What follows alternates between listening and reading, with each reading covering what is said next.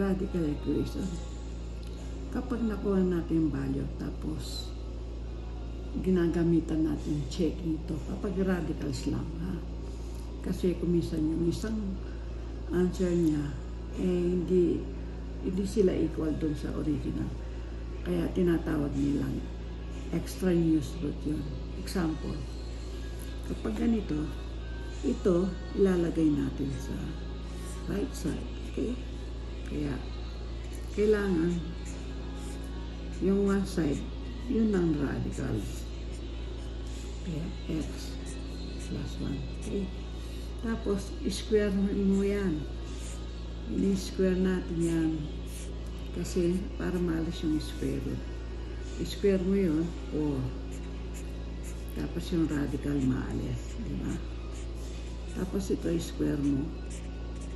Plus 2x plus 1. Okay? Ito, multiply mo muna. 4x plus 16. X squared plus 2x plus 1. O kaya, i-combine mo yan, di ba? Ito, pwede itong baliktarin na. Pwede yan. Ginagawa natin yan para hindi tayo mahirapan. Okay? Ito, ilagay mo dito. Okay? Minus 4x plus 1 minus 16. Okay? Tapos, x squared minus 2x minus 15. Diba? Okay? Tapos, i-factor natin yan. Ito. Bali, ang factor nito, dahil negative yan, isang plus, isang minus. I-factor natin ito. 3 and 5 para kapag subtract, makuha natin yung 5 dito kasi negative yan eh. 3 dito. X. Okay? Kaya yung ito dito, yung answer mo ay x plus 3. Kaya yung x mo is negative 3.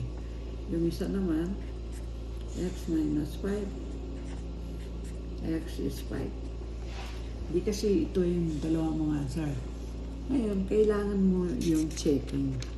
Okay? I-check natin kapag yung x is 5, x is negative 3. Okay? Ngayon, i-try natin dito. Okay? I-plug in mo yung value ng x. So, this is square root of 5 plus 4. Minus 1.